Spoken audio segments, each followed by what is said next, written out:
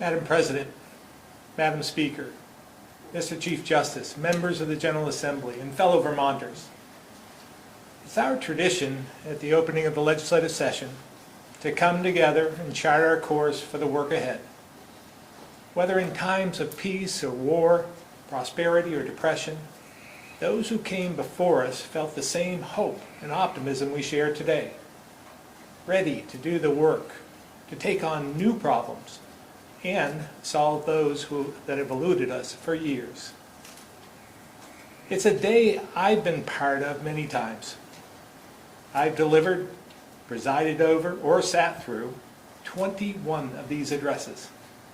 And I've always felt that on this day, with all of us together, anything is possible. In this moment, we get to decide where we'll focus over the coming months, which challenges we'll work on, and those we'll set aside to do what's best for our fellow Vermonters. It's been almost 2 years since we were last together in one room. And I know your decision to legislate remotely was a difficult one. But it was the right one, at least for now, and proves that our government, through great adversity, can and will move forward. But I think most would agree. Remote legislating doesn't have the same energy and emotion, camaraderie, cooperation, and occasional conflict that are essential for good policymaking. And it's left many feeling a bit nostalgic for the chance to see friends, even those we don't always agree with, for the ideas that come up in cafeteria conversations and go on to become bills and then laws, and for the privilege to be recognized on the floor, to represent your district, to make your case, and know that the voice of your constituents has been heard. Friends, we will get through this and be back together soon. But for now, I know we'll find a way to take on our challenges, to see them through, and make a difference for those we serve. There's no doubt the last 21 months have been difficult. But if we're willing to make the most of the silver linings, there's much to be gained. Thanks to the work of our congressional delegation, especially Senator Leahy, we've received billions in federal aid. And with that aid, we came together to fund significant needs. We rolled up our sleeves to achieve the highest vaccination rates in the country, and then kept them rolled up, went to work, and passed historic investments in housing, broadband, climate change, water, sewer, and economic recovery, dedicating over $600 million to transform communities, large and small, across the state. I'm pleased to report that nearly half of this funding has already been approved for release, with public servants in just about every agency moving forward with projects every day. And that's on top of the more than $500 million we spent on infrastructure through our typical funding sources. These investments will help reverse decades of economic inequity in every single county. This has put us on a new path, creating more opportunities for the future than most of us thought possible just a few short years ago. For these reasons, I can report to you today that the state of the state is strong. And we're growing stronger every day, so that every new generation in every county, in every community, is healthier, better educated, and more secure and prosperous than those who came before. To get there, we must be clear about the challenges we face, the problems we must solve, and the people and places that need our help most. Continuing to navigate out of this pandemic remains one of those issues. We know the next several weeks are going to be incredibly challenging across the country. And we'll be focused on this issue. But for today, let's focus on the future. because we have to learn to manage life with this virus and can't let it derail us from addressing our most fundamental challenges: our desperate need for more people in our communities and more workers to fill the tens of thousands of jobs available in Vermont today.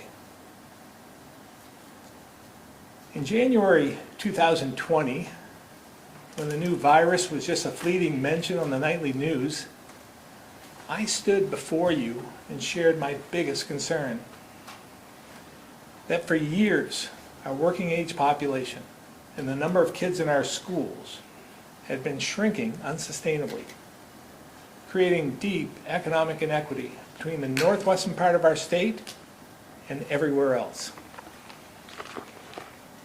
I reported at the time that only 3 counties had added workers, while the other 11 had lost them.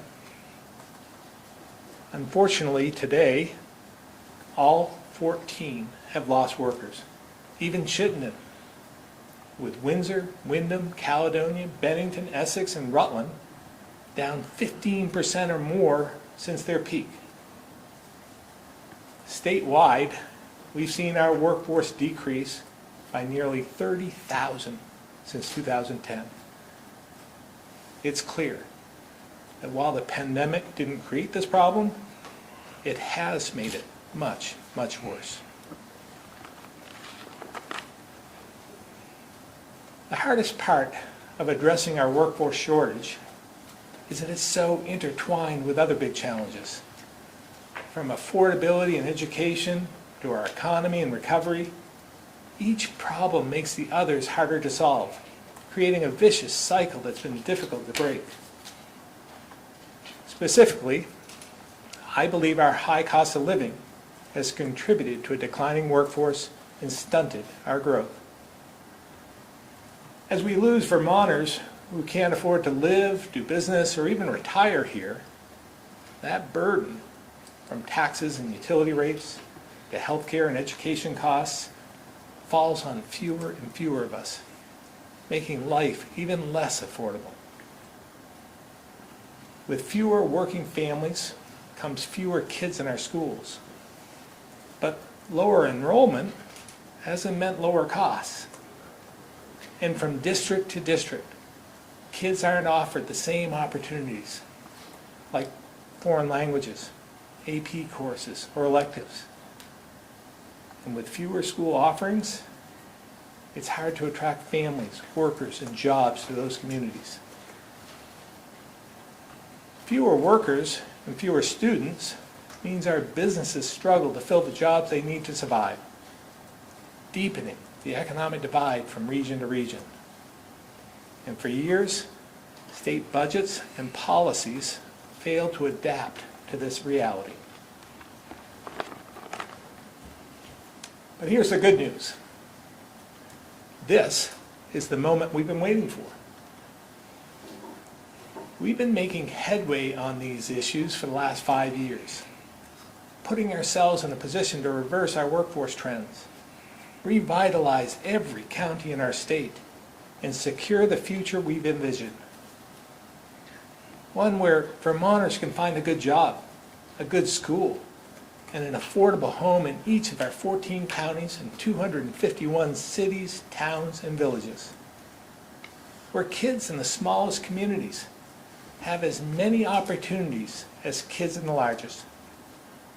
Where young families can afford to enjoy all our state has to offer. And where a strong economy generates the tax revenue to easily serve all people, protect the vulnerable, and invest in the things we care about most.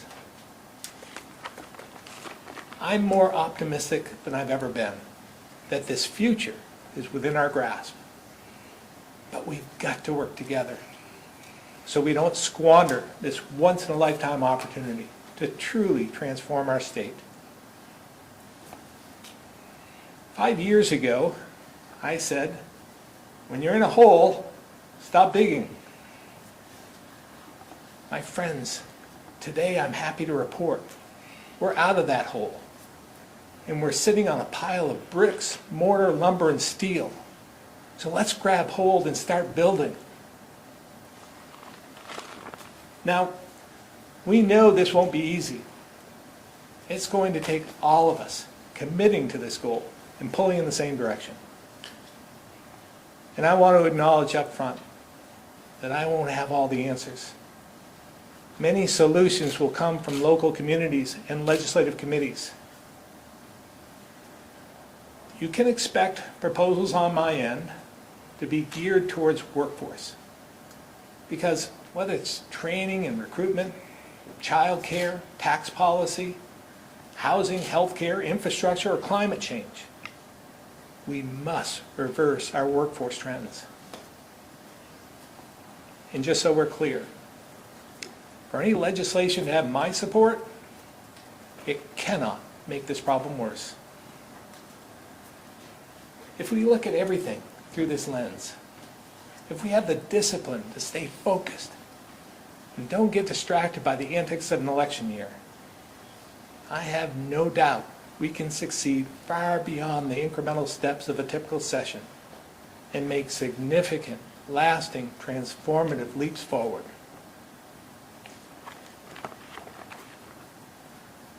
So let's start with the people already here and do more to connect them with great jobs.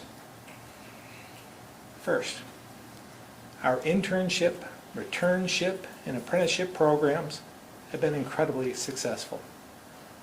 Not only giving workers job experience, but also building ties to local employers. To improve on this work, the Department of Labor will assist employers to fill and manage internships statewide, and will invest more to help cover interns' wages. And let's not forget about retired Vermonters who want to go back to work and have a lot to offer. I look forward to working with Representative Marcotte and the House of Commerce Committee on the issue, and many others. Next, let's put a greater focus on trades training. And here's why. We all know we need more nurses and healthcare workers. And as I previewed with Senator Sanders and Senator Ballin early this week, I'll propose investments in this area.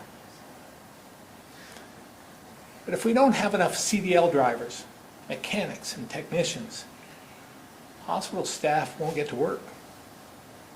There will be issues getting the life-saving equipment and supplies we need, and we'll see fewer EMTs available to get patients to emergency rooms. If we don't have enough carpenters, plumbers, and electricians, or heating, ventilation, air handling, and refrigeration techs, there's fewer to construct and maintain the facilities in our healthcare system, or build homes for the workers we're trying to attract.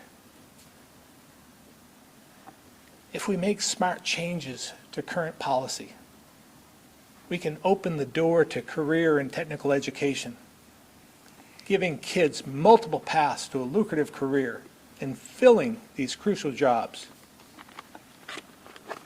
But more importantly, we need to do more to encourage students to pursue these programs.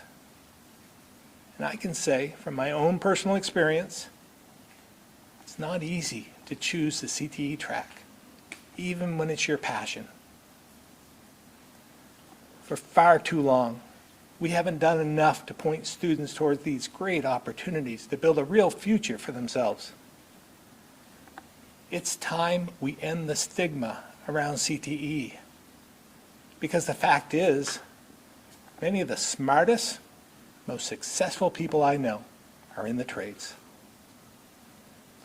So let's all recognize that it's just as important, valuable, and impressive to become an electrician, welder, or EMT as it is to go to Stanford, Dartmouth, or Harvard.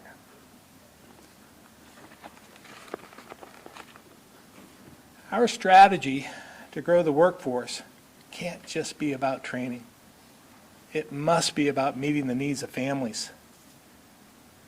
That's why my workforce proposals also include things like housing, affordability, and jobs. Twice over the last 5 years, we passed the largest investments in housing in the state's history.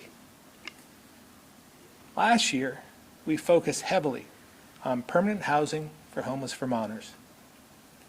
As a result, we built about 800 new affordable units, with another 800 under development, and helped over 1,300 struggling families transition out of homelessness, giving them the dignity and security of permanent homes to regain their independence.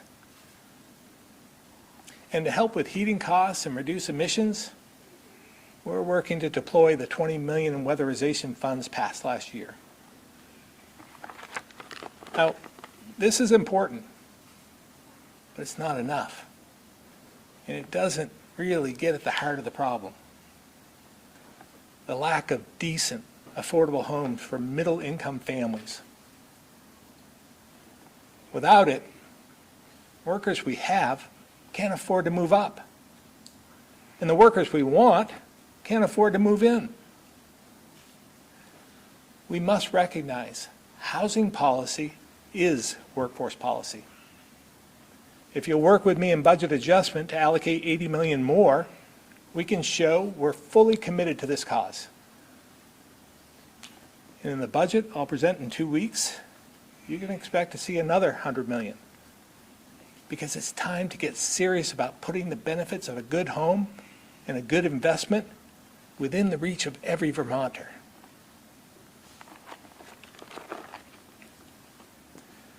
Housing isn't the only area that remains unaffordable. Our fiscal discipline over the last 5 years, including multiple budgets that didn't raise taxes or fees, narrowed the gap between the increasing costs of state government and growth in paychecks. But the fact is, Vermont is still ranked near the top of the list when it comes to tax burden and cost of living. So we should do our part to keep the cost of government from rising faster than people's wages. Because when they do, we're pushing them down the economic ladder. But when take-home pay is growing faster than these costs, we're helping people move up. So I'll put forward a balanced and progressive tax relief package with a focus on those who need it, like retirees, middle-income families, and young workers. We all want to see Vermonters take home more in their paychecks, and for every family to have some breathing room once their bills are paid. If we work together, we can make this happen this session. We know we need more workers. And that also means we need to keep the good jobs we have and add more of them. That's why I'll propose expanding the Capital Investment Grant Program, which we created with $10 million last year, but we receive applications for 6 times that amount. This is helping employers like childcare and senior centers, museums and theaters, and agricultural businesses enhance their facilities and keep good jobs and services here. So let's do more. We're also continuing our work to attract new businesses from Canada with the help of our new business recruitment office in Montreal. And let's also help our most cutting-edge employers like Northern Reliability and Beta Technologies become global leaders in order to grow our tech and climate sectors right here in Vermont.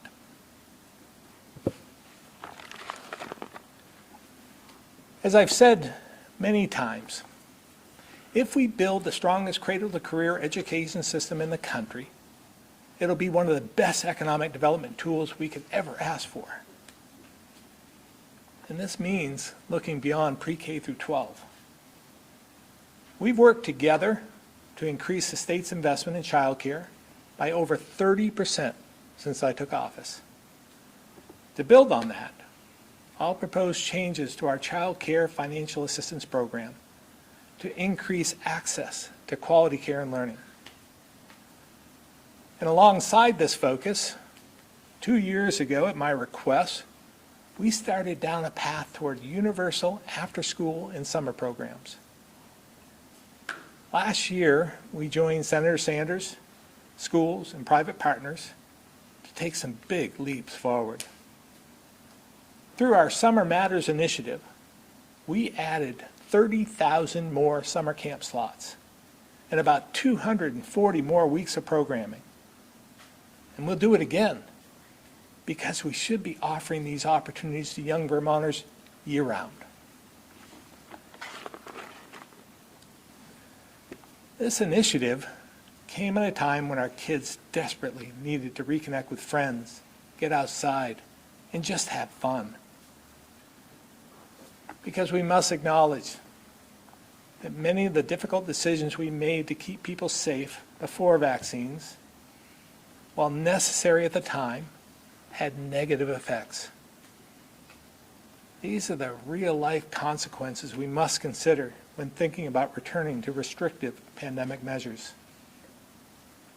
Just look at our hospitals, where many patients are sicker and getting admitted because of deferred care.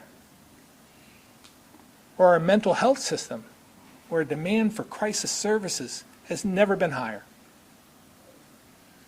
And when it comes to our kids who lost out on months of full in-person instruction, not to mention music, drama, sports, field trip, dances, and all those normal interactions we took for granted, this pandemic has taken a significant toll. The strain was far too much for some, sending them to the ER for mental health needs. And while it was less severe for others, the grief was still felt. Last spring, I heard directly from students about the impact of hybrid learning.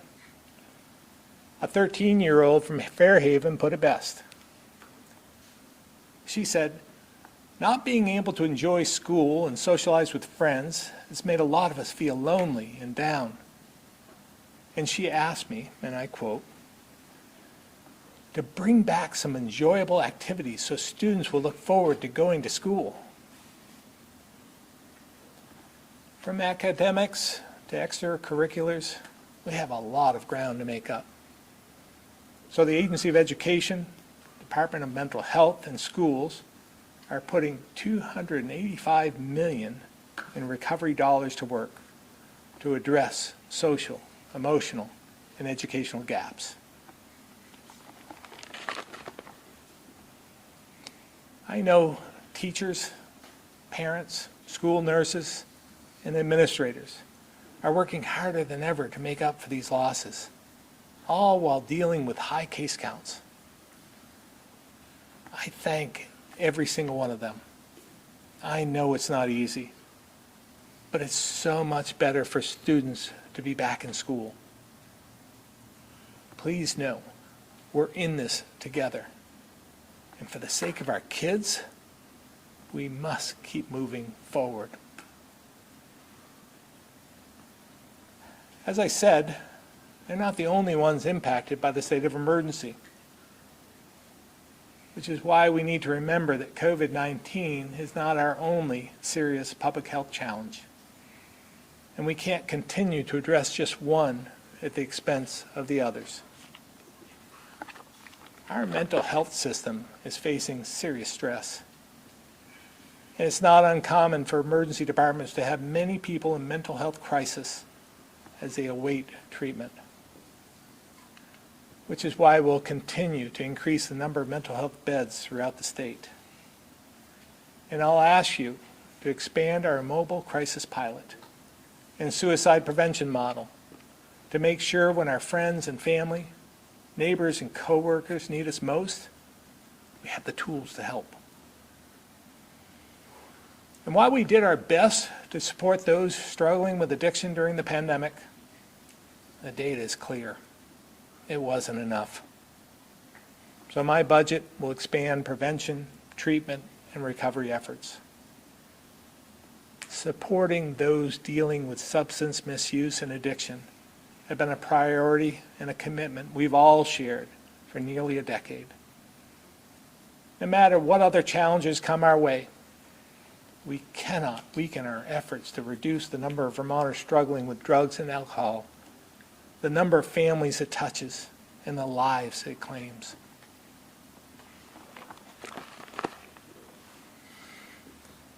This work not only keeps people healthier, it also makes communities safer.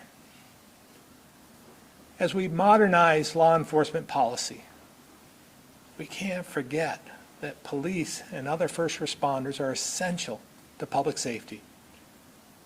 And this is another area where we have a significant labor shortage.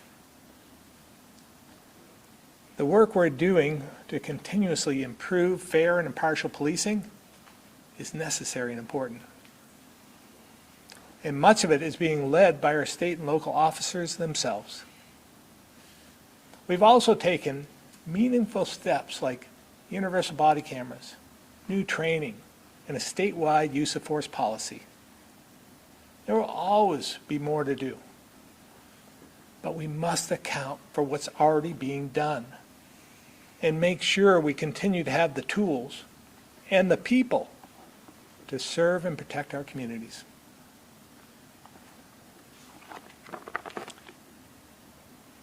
Law enforcement, human service, and healthcare workers can't do it alone.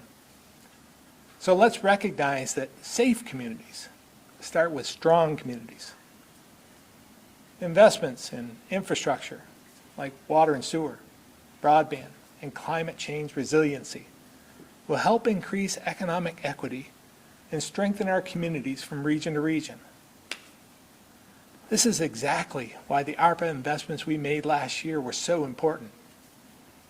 For example, with the wastewater funding going to Westford, the town can move forward on new housing and bring small businesses to its town center, a plan that's been 16 years in the making.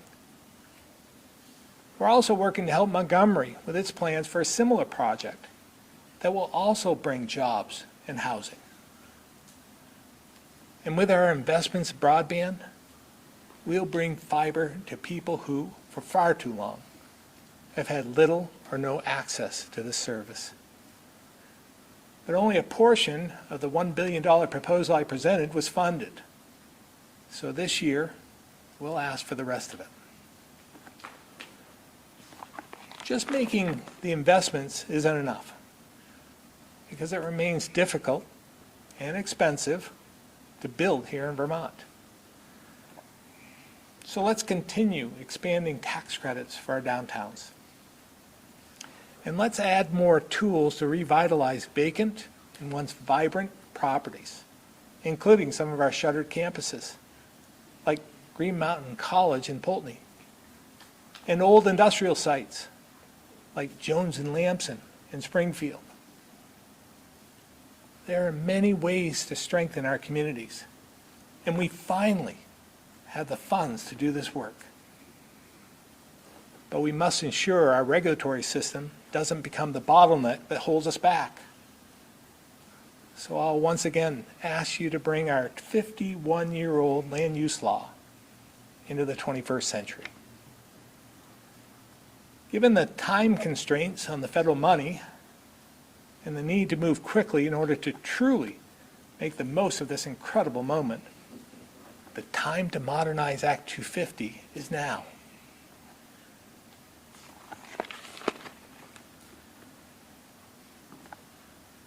This is what can be achieved this session. Major additions to our education system that make it the best in the nation. Good jobs and an affordable cost of living so families can prosper. And safe and healthy communities with thriving town centers that, along with our incredible natural resources, offer the best quality of life in the nation. This benefits the people here now and gives us the workforce recruitment tools we need. But we can't rely on that alone. We have to tell our story.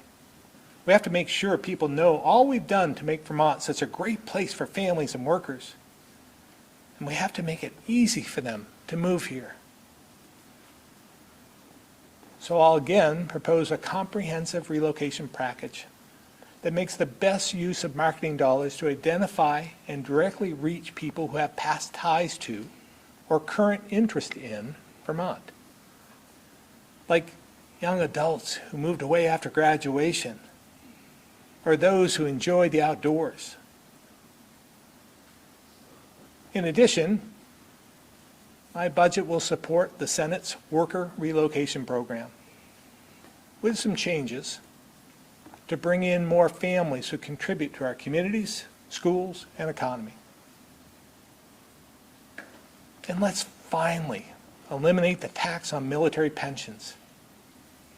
Because if we want members of the military, after a 20-year career, to join our workforce, we must be able to compete with the 47 other states that have already greatly reduced or removed this burden.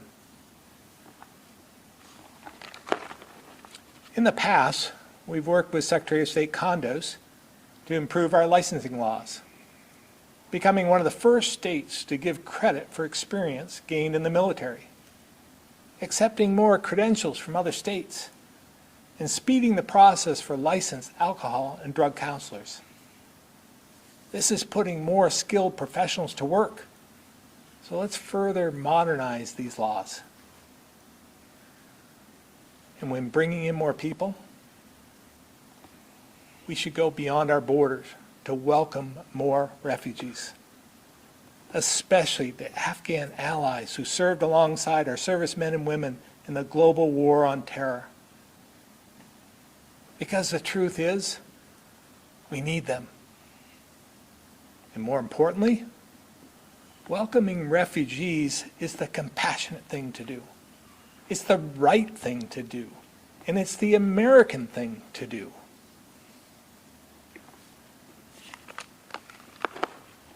There's no doubt we face significant challenges.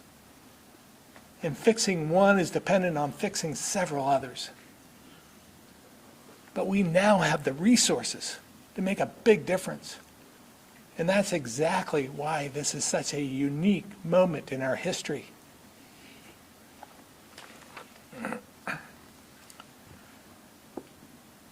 Late last year, our nation lost a great American. General Colin Powell devoted his entire life to our country. He fought for freedom and democracy, liberty and equality, even though because of the color of his skin, those ideals weren't always equally applied to him. With a thoughtful and honest approach, he viewed the world from the center and always looked both ways before making decisions. General Powell believed there is no end to the good you can do if you don't care who gets the credit. I guess that's why he never ran for office. But we did. And the way I see it, there's one thing that could pull this incredible opportunity out of our reach, and that's election year politics. So let's remember, the work done here and across state government isn't about us. It's not about how many votes we get, how many followers and likes we have on social media, or how many times our name is in the news. It's not about checking things off a national political agenda or proposing policies to raise money, earn endorsements, or to have better answers for all those special interest questionnaires. It's just not about us. It's about the workers who want to know they still have a job as we continue to manage COVID. Like the waitress in Burlington who told us she was worried about her paycheck and her kids if they get shut down again. A high school senior who isn't planning on going to college but has a talent for a trade that could lead to a lucrative career or a business of their own. The communities like Sheldon and Orleans that depend on the local plant for jobs and economic activity. the kids, like that 13-year-old Fairhaven student and thousands like her, who need us now more than ever and are relying on us to lead them with a healthy planet. It's about the people of Vermont. We're here for them. Because the fact is, there's no amount of money, infrastructure projects, or government policy that can rebuild and grow our communities without people. The volunteers in the fire department and on the planning commission. Those who step up to coach and train, mentor, and inspire our kids. Neighbors willing to drive someone to pick up groceries, visit a loved one, or get their booster. Our success through the pandemic and the opportunity in front of us is thanks to the hundreds of thousands of Vermonters who stepped up. But there's more work to do. And it's going to take all of us recognizing that this moment is one of service. So for those still looking for a way to give back, this is your time. Help out at a place like Jenna's house in Johnson, or Josh's house in Colchester. Both started by parents who experienced incredible loss, but transformed their grief into good, helping others and saving lives. Join a school board or become a substitute teacher. Sign up and train to be an LNA to start on the path towards your dream of a career in healthcare. Volunteer at the senior center. Take that extra step to welcome a refugee family to your town. Or simply call a friend who may be struggling through hard times. It's the little things, along with the big, that will make certain we meet this moment. We have a big job ahead of us, but a brighter future is within our grasp. The best education system in the country, resilient kids and thriving families, clean water and a healthier planet, strong communities with good jobs, affordable homes, and vibrant downtowns in every corner of our state.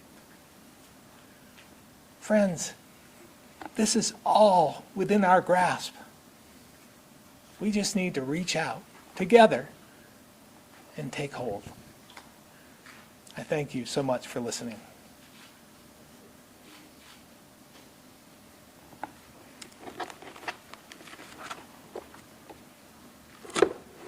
There being no further business, I do hereby declare this joint assembly dissolved.